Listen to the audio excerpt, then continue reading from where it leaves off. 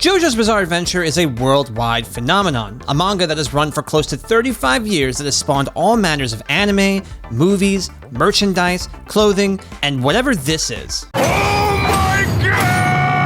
But in 2000, one of the only ways for a Western audience to experience this series was a little-known fighting game by Capcom. And while many may have forgotten about its existence, for me, it was a gateway into a bizarre new world. Capcom's ode to the JoJo's franchise was initially released on December 2nd, 1998 as JoJo's Venture, with an update, what we now know today as JoJo's Bizarre Adventure, Heritage for the Future, released on September 13th, 1999. This version would be the sixth and final game made for Capcom's CPS-3 arcade hardware, a lineup that included the 3 Street Fighter III games, as well as Warzard, also known as Red Earth. There are some absolute legends who worked on this title, including Marvel vs. Capcom 2 and Vampire Savior planner Shinichiro Obata, Street Fighter Alpha 3's director Mamoru Ohashi, and Noritaka Funimizu, a person who had their hands in nearly every Capcom banger from 1985 to 2004, including titles like Super Street Fighter 2, Capcom vs. SNK 2, and Street Fighter 3 Third Strike. Series creator Hirohiko Araki served as a consultant for the game and even created an original design for the character Midler, a previously unseen minor antagonist from the manga just for the game's roster. Immediately upon booting up Heritage for the Future, you can feel that there was a ton of love put into this game. Every character has gorgeous and incredible sprite work that leaps off the screen. I mean, just look at Dio's idle animation for starters, and how the shading moves as he breathes, and the animators even made his fingers wiggle. They didn't have to go this hard. There's also fantastic voice acting for every character, which, while typical for most fighting games, is notable in that there were very few voice adaptations of the JoJo's Bizarre Adventure franchise at the time, including an OVA and a drama CD series that covered some of the events of Stardust Crusaders. In fact, some voice actors actually reprised their roles from the drama CDs for this game, and they nailed them perfectly. Even today, when I think of Jotaro, the first thing that comes to mind is Kiyoyuki Yanada's performance from this game above all others. And speaking of audio, the soundtrack is phenomenal, and the character themes really capture the essence of the roster, from the chivalrous Polnareff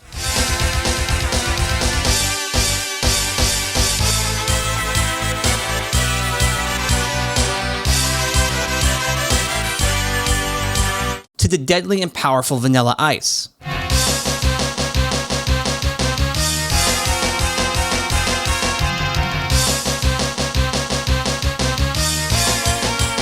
The OST for this game stands the test of time, and I'd put it up there as one of Capcom's best. On the gameplay end of things, Heritage for the Future is a 4-button fighter that leans more towards titles like Darkstalkers rather than Street Fighter. What sets JoJo's Bizarre Adventure apart from its contemporaries, however, is its stand mechanic. The game is set during Part 3 of the manga story, known as Stardust Crusaders, and its main mechanic is centered around the concept of stands that were introduced during this part of the manga. As a 4-button fighter, players have access to light, medium, and heavy attacks, with the 4th button acting as your stand button. Press this button in battle and you'll activate your stand, the visual manifestation of a character's soul, enabling new abilities such as a double jump, negating chip damage, custom combos, and more depending on your class of stand. And even without being activated, certain character stands double as their special moves, allowing for combination attacks similar to something you'd see in a Marvel vs. Capcom game. It's very similar to say how personas work in Persona 4 Arena and Ultimax, and the freedom the system gives a player allows for all sorts of creative, and at times, busted tactics. The game was very popular on release in arcades in Asia, placing high on sales charts found in publications such as Game Machine magazine, and would be ported to home consoles on both the Dreamcast and PlayStation. The Dreamcast versions contained both revisions of the arcade game, and the 4 matching service edition even had online play. The PlayStation version, however, got a rougher deal. On first glance, you can tell that serious cuts were made to get this game running on a less powerful system. Animations have been cut back, the characters are smaller, and the stands have been drained of most of their color and details. Most would see these limitations and skip out on what they would deem an inferior port, but the PSX version of the game has one killer feature that for me makes it the most critical to the series' success, and in order to explain why, we have to head on back in time to the year 2000. The first season of Survivor Graystar television sets, a little-known computer program called Napster was released, and Western popularity for JoJo's Bizarre Adventure was just a twinkle in Araki's eyes. Prior to 2003, JoJo's Bizarre Adventure was not available in the States, not legally anyway. The manga series was licensed and released by Viz Media in November 2005, and even then it was only Stardust Crusaders, and the original 1993 OVA wasn't licensed by Super Techno Arts until 2003 for release in the States, making this port one of the only official ways to experience the series in the West. So how do you get an entirely new audience into something as absurd as Jojo? Enter Super Story Mode, a mode exclusive to the PlayStation version of the game that runs through all the major moments of Part 3 of the manga.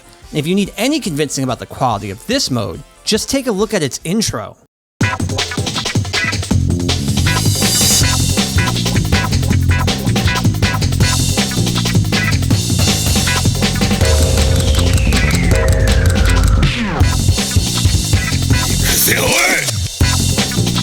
Hell yes! Across the mode's 39 chapters, players will not only play through fights based on the events of the manga, including battles against characters like Tower of Grey and Judgment that were missing from its arcade counterpart, but also engage in a variety of minigames that span over multiple genres. There's a shooting game against the orangutan stand user Forever, visual novel sequences that cover the encounters with stands like Wheel of Fortune and Empress, a whole shmup section where Kakyoin and Polnareff go into Joseph's body to take on lovers, That Time the Sun Was a Stand, and even gambling minigames against the Arby. I hope you know how to play poker. It's awesome, and it does a fantastic job of telling the story of Stardust Crusaders to new audiences. And as someone experiencing JoJo for the first time through this mode, I became enthralled by it and had to know everything I could about this franchise that basically dropped out of the sky for me. And since then, I've been extolling the virtues of the series to anyone that'll listen. This is why companies like NetherRealm invest heavily into story modes and other single-player content. While some may view these modes as just busy work to entertain between matches, they're really opportunities to explore the worlds and characters of their titles in order to hook fans for life. Speaking from personal experience here, when Mortal Kombat 9 was released, I had a fainting interest in hopping back into Outworld, but its story mode, a retelling of the events of Mortal Kombat's 1 through 3, was so well done that it got me to buy the next 2 games in the series just to see how the story would end. I've barely played any matches in MK11, but I will gush about how awesome its story is at the drop of a hat, and I eagerly await to see what the series brings next. Compare that to the release of something like Street Fighter V, which was incredibly bare bones in comparison.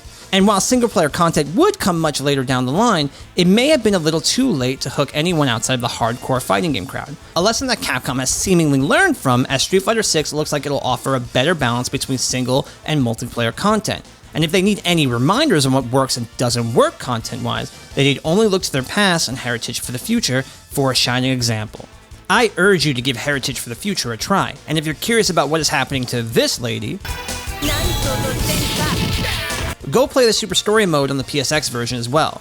Trust me, even without knowledge of the series, you're gonna have a great time, and you may even become a fan for life.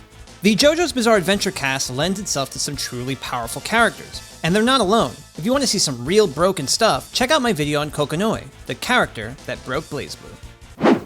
What do you get when fighting game designers take extremely high damage, incredible space control, mix that with an unblockable super, and add a dash of Catgirl? You get a Reign of Terror.